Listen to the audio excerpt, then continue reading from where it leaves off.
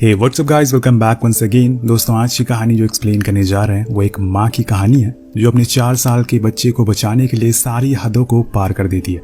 तो कहानी की शुरुआत सैंड्रा और उसके बेटे डेविड से होती है जो अपनी दादी के घर पर जा रहे हैं क्योंकि उसे इंडिपेंडेंस डे की छुट्टियां मिली है।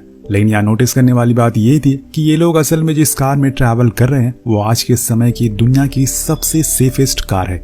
इसका खुद का एक AI सिस्टम है जिसे लिलिथ का नाम दिया गया है। वो कार ड्राइवर की हर एक चीज को एनालाइज करती है और उसे सही डायरेक्शन में गाइड करती है। और इस कार में एक वॉल्ट मोड भी है जिसे ऑन करने पर पूरी कार एक तिजोरी की तरह लॉक हो जाएगी जिसे खोल पाना नामुमकिन के बराबर है। और इसके बाद इस पर चाहे मिसाइल छोड़ दो या फिर गोलियां, इसके अंदर बैठे हुए इंसान को कुछ नहीं होने वाला है। ये कार असल में खासकर लड़कियों की सेफ्टी को देखकर बनाई गई है। अब ये हो गई कार की कहानी। अब आते हैं हम अपनी असली कहानी पर। तो सैंड्रा अपने हस्बैंड को कॉल लगाती है जिसका नाम है काल। काल ने उसे ये कार गिफ्ट करी है, मगर इस समय वो लॉस एंजलिस में अपने एक शो के लिए गया हुआ है, इसलिए इन दोनों को अकेले ही नानी के घर जाना पड़ रहा है। थोड़ी देर बाद सैंड्रा कार के फीचर्स को चेक करना शुरू कर देती है जिसमें उसे पता चलता है कि आखिर लिलिथ कितनी स्मार्ट है। यहाँ उसे पता चलता है कि उसने तो उसका और डेविड का दोनों का वेट भी बता दिया है और वो डेविड के हिसाब से ही कार का टेम्परेचर सेट कर देती है क्योंकि वो एक छोटा सा बच्चा है। वहीं सैंड्रा अब कार की पिछली ट्रिप की हिस्ट्री को चेक करना शुरू करती है जिसमें उसे पता चलता है कि काल अपने दोस्तों के साथ किसी क्लब में गया था और उनके साथ इस कार में एक लड़की भी थी।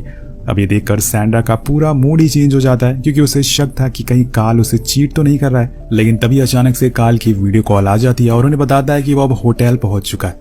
वो डेविड से खूब बातें भी करता है और सैंड्रा को भी बताता है कि तुम्हारे फोन में मैंने एक मोनोलिथ नाम का एप्लीकेशन डाउनलोड किया है जिससे कि तुम इस कार को पूरी तरह से कंट्रोल कर सकती हो। तभी काल का डोर कोई नॉक करता है और वो बाय बोलकर चला जाता है। अब ये चीज सैंड्रा को खटकने लगती है और उसका शक और ज्यादा गहरा हो जाता है कि जरूर काल उसे चीट कर रहा है। कुछ ही समय के बाद वो लोग कुछ सामान लेने के लिए गैस स्टेशन पर रुकते हैं जहां पर सैंड्रा डेविड को उसका ऑक्सीजन सिलेंडर देती है जिससे हमें ये पता चलता है कि उसको अस्थमा की दिक्कत है। तभी सैंड्रा की नजर कुछ लड़कियों के ग्रुप पर पड़ती है जो आपस में काफी मस्ती कर रही थी। उन्हें देखकर सैंड्रा को अपने कॉलेज के दिन याद आ जाते हैं जब वो सिंगिंग शो किया करती थी।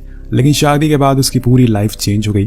अब दोनों बाहर आ जाते हैं और कुछ खाने पीने की चीजों को खरीदने के लिए, पर तभी वो देखती है कि एक अनजान आदमी उसकी कार में झांक रहा है और इसीलिए वो अपने फोन से ही कार को लॉक कर देती है। और इसके बाद वो फिर से अपने कामों में बिजी हो जाती है। लेकिन इतने में वो देखती है कि डेविड वहां नहीं है। अब उसे ना पाकर वो घबरा जाती है और इधर उधर ढूंढना शुरू कर देती है। पर जब वो बाहर जाकर देखती है तो डेविड उन लड़कियों के साथ मस्ती कर रहा था। पर यहाँ सैंड्रा उन्हें थैंक यू बोलने के बजाय उनके ऊपर ही चिल्लाना शुरू कर देती है जिससे कि उनके साथ वाले लोग उसके ऊपर चढ़ना शुरू हो जाते हैं। वो लड़कियां कहती हैं कि तुम्हें खुद अपने बेटे पर ध्यान देना चाहिए था और तुम हम पर उल्टा चिल्ला रही हो। वो फौरन जाकर कार में बैठ जाती है और वॉल्ट मोड को ऑन कर देती है। और इसके बाद वो कुछ भी करें उसे कोई भी फर्क नहीं पड़ने वाला था क्योंकि ये कार तो असल में इन्हीं सब कामों के लिए बनी है। वो चुपचाप वहां से बाहर आ जाती है और अपना मूड सही करने के लिए कुछ गाने प्ले करती है। फिर अपनी दोस्त जेसिका को कॉल करती है तो वो उसे बताती है कि वो इस समय LA आई हुई है अपने एक काम के लिए। लेकिन तभी उसके पीछे से एयरप्लेन की आवाज आती है जिससे वो समझ जाती है कि ये शायद उसी होटल में ठहरी हुई है जहाँ पे एक कार ठहरा हुआ है। अब यहाँ वो ये भी नोटिस करती है कि उनके साथ कोई है लेकिन वो उसका चेहरा नहीं दिखा रही है, इसलिए सैंड्रा उसे फोर्स करने लगती है कि तुम्हारे साथ कौन है मुझे बताओ। पर वो उसे कुछ भी नहीं दिखाती है और तब जाकर वो उल्टा उस पर चिल्लाना शुरू कर देती है। लेकिन जेसिका जाते जाते कह देती है कि जो तुम्हारे हस्बैंड के साथ है वो तो मैं बिल्कुल भी नहीं हूँ, मतलब कोई तो जरूर उसके काल के साथ है। अब ये सुनकर उसका गुस्सा और ज्यादा ऊपर चढ़ जाता है। वो काल को कॉल लगाती है लेकिन जैसे कि होना था वो फोन नहीं उठाता तो वो फिर से जेसिका को कॉल लगाती है लेकिन वो भी उसका कोई जवाब नहीं दे रही थी। उधर डेविड धीरे धीरे करके एक मार्बल को मुंह में डालने वाला था लेकिन सही समय पर सैंड्रा उसे देख लेती है और उसे मार्बल को छीन लेती है जिससे कि वो रोने लगता है और वो उसके हाथ में वही फोन दे देती है। ये वही फोन था जिसमें कि कार का पूरा एक्सेस होता है। कुछ ही समय के बाद वो लोग अपनी डेस्टिनेशन पर यानी कि नानी के घर पर पहुंच जाते हैं। लेकिन यहाँ सैंड्रा के दिमाग में कुछ और ही चल रहा था। वो अब काल को रंगे हाथों पकड़ना चाहती थी और इसीलिए वो अपनी कार को यूटर्न मारती है और रनिंग प्रोसेस में उनमें डाल देती है और पूरी रफ्तार से भगाते हुए एली की ओर निकल जाती है। लेकिन यहाँ लिलिथ उसे बताती है कि थोड़ी दूर आगे एक्सीडेंट हुआ है, इसीलिए हमें थोड़ा और समय लगेगा क्योंकि हमें दूसरे रास्ते से जाना होगा। लेकिन यहाँ सैंड्रा का BP अब हाई हो चुका था और अब उसे किसी भी चीज की कोई फिक्र नहीं थी। वो बस कार को भगाई जा रही थी। वो बस कार को भगाया जा रही थी। उसे अब जितनी जल्दी हो सके वापस जाना था और इसीलिए वो लिलिथ से कहती है कि मुझे कोई शॉर्टकट बताओ। अब वो उसे रास्ता तो बताती है लेकिन वो बिल्कुल ही बीहड़ एरिया से होकर गुजरता था। लेकिन यहाँ पर उसे डरने की क्या जरूरत है। वो इस समय एक ऐसी कार में बैठी हुई है जिसे कोई भी चीज छू नहीं सकती। अब सैंड्रा आराम से पूरी रात कार ड्राइव करती रहती है और कुछ ही देर बाद उसे एक लाइट दिखती है, जहाँ रुककर वो फ्रेश होने का सोचती है, लेकिन वो असल में लाइट एक पावर हाउस की होती है, यानी कि यहाँ पे कोई भी इंसान नहीं था। इसलिए वो थोड़ा और आगे जाती है। अब टेंशन की वजह से उसे यहाँ एक कार में ही सिगरेट जला ली थी, जो कि वो बहुत ही बड़ी गलती कर बैठ के लिलित स्मोक को डिटेक्ट कर लेती है और अलार्म बजना शुरू हो जाता है। जिसके बाद होना क्या था, पूरी कार में रेड अलर्ट हो जाता है, अलार्म बजना शुरू हो जाता है और वो उससे कहती है कि ये कोई इमरजेंसी सिचुएशन नहीं है, मैंने बस सिगरेट जलाई है। लेकिन वो तो दोस्तों बस एक मशीन है, इसलिए वो एआई को मैनुअल मोड पर डाल देती है और सारा कंट्रोल खुद ले लेती है। मतलब वो एआई को बंद कर देती है और अब उस कार का पूरा कंट्रोल सैंड्रा के हाथों में आ चुका है, जो कहीं ना कहीं बहुत ही अच्छा भी है और बहुत बुरा भी। अब मैं ऐसा क्यों कह रहा हूँ ये आपको कुछ ही देर में पता चल जाएगा। उधर डेविड अब खांसना शुरू कर देता है क्योंकि उसे अस्थमा था, जैसे कि आपको पता है। इसलिए सैंड्रा सिगरेट फेंक देती है, पर डेविड रोना शुरू हो गया था, इसलिए वो चुप कराने के लिए उसे अपना फोन देने लगती है। लेकिन इतने में उसकी कार की टक्कर एक हिरन से हो जाती है, जो कार के नीचे आ चुका था। पर इन लोगों को कुछ नहीं होता क्योंकि कार बुलेट प्रूफ होती है। अगर सैंड्रा चाहती तो वो यहाँ से निकल सकती थी, क्योंकि उसके अलावा यहाँ पर कोई भी नहीं था। लेकिन वो ऐसा नहीं करती, वो नीचे उतरती है और उस हिरन को देखती है, जो अपनी आखिरी सांसें गिन रहा था।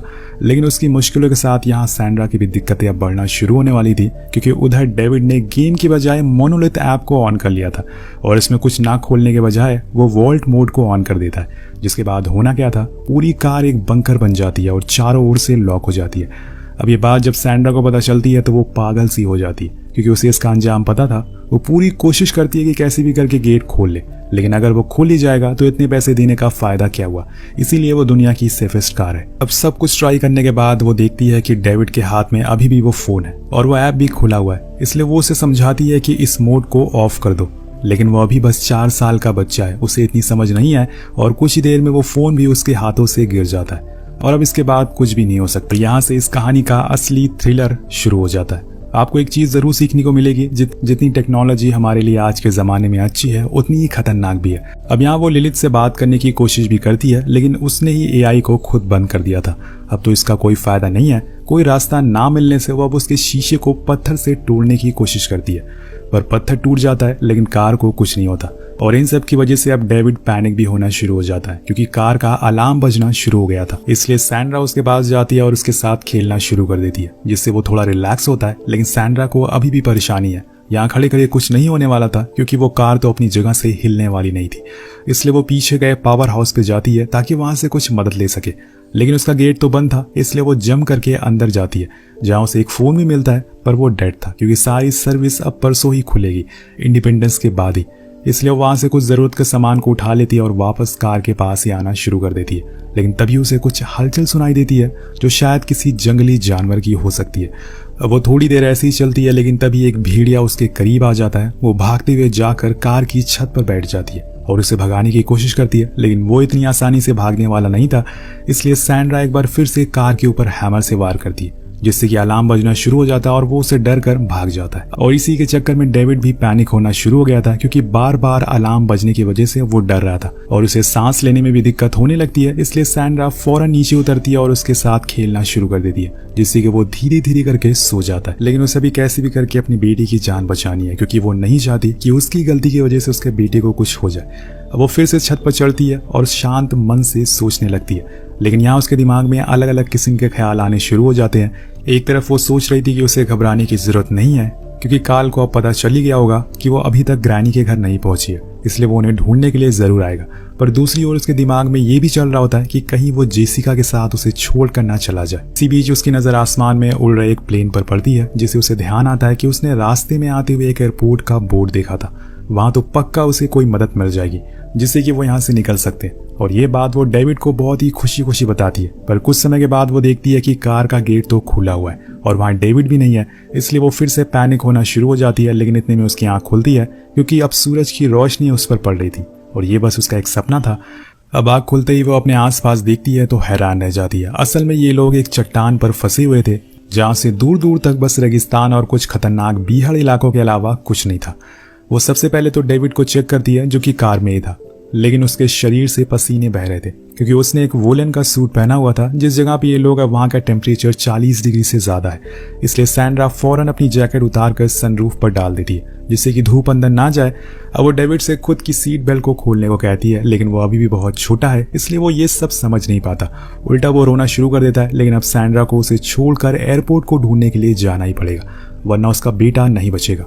और इसीलिए वो बस गॉड का नाम लेकर चलना शुरू कर देती है। अब चलते चलते सुबह से शाम हो जाती है और शाम से सुबह, पर अभी तक उसे दूर दूर तक कहीं भी एयरपोर्ट दिखाई नहीं दे रहा था। लेकिन उसकी किस्मत अच्छी होती है, उसे तीसरे दिन एक नदी मिल जाती है, जहां जाकर वो फौरन जी भर के पानी पीती है और खुद को साफ करती है, क्योंकि उसने पिछले कई दिनों से पानी की एक बूंद नहीं पी थी।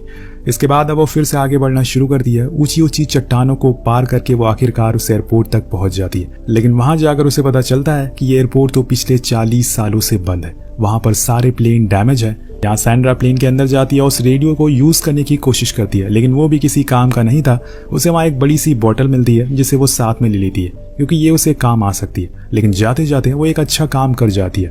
उसने उस प्लेन के 2 टायर को बाहर निकाल कर उसमें आग जला दी थी, जिससे निकलता हुआ काला धुआं पूरे आसमान में फैल जाता है और ये शायद उसकी जान बचा सकता है। अब वो उस बॉटल को लेकर उस नदी के पास जाती है और उसमें जितना हो सके उतना पानी भर लेती है, क्योंकि उसे उठा कर भी तो उसे ले जाना है। जिसके बाद वो फिर से आगे बढ़ना शुरू करती है, पर इसी बीच उसे अपनी जैकेट मिलती है जो उसने सनरूफ के ऊपर रखी थी। वो देखकर वो डर जाती है और फौरन भागते हुए कार के पास जाती है और देखती है कि डेविड तो बेहोश पड़ा हुआ है और गर्मी की वजह से, और इसीलिए वो तुरंत अपने साथ लाए हुए पानी को कार के ऊपर गिरा देती है। लेकिन इससे भी कुछ फायदा नहीं होता। तो वो देखती है कि कार का फैन तो चल रहा है, लेकिन वो बाहर की गर्म हवा अंदर खींच रहा है, ना कि ठंडी हवा। इसलिए उसके दिमाग में एक आइडिया आता है, क्यों ना वो बाहर आग जलाए, जिससे कि स्मोक डिटेक्ट करके कार अपनी विंडोज को ओपन कर ले। लेकिन असल में हो जाता है इसका बिल्कुल उल्टा। स्मोक की वजह से कार का फैन तो बंद हो जाता है और कुछ हवा अंदर जा रही थी वो भी बंद हो जाती है। मतलब कि अब वेंटिलेशन बंद हो चुकी है। अंदर बैठे डेविड की हालत अब और बदतर होने वाली थी, इसलिए वो समय रहते ही कार के ऊपर फिर से वार करना शुरू करती है। लेकिन बात वहीं आके अटक जाती है कि अगर ऐसे ही ये कार खुल जाती तो इसे सेफेस्ट कार नहीं कहा जाता। और आखिर में आकर सैंड्रा थक हार कर वहीं गिर जाती है। अब बचने का कोई भी रास्ता नहीं था। अब यहाँ डेविड मर चुका था और ये समय भी हर समय की तरह धीरे धीरे करके बीत जाता है, जहाँ पर सैंड्रा फिर से इस जगह पर काल के साथ आती है और डेविड की याद में रोने लगती है। पर काल कहता है कि हमारे बेटे का कातिल तुम ही हो। तुम्ही ने उसे उस कार में बंद करके छोड़ दिया था और फिर तुमने उसे वो वुलन सूट भी पहनाया था, वो भी इतनी गर्मी में। तभी सैंड्रा की आंख खुल जाती है, क्योंकि ये सब एक सपना था।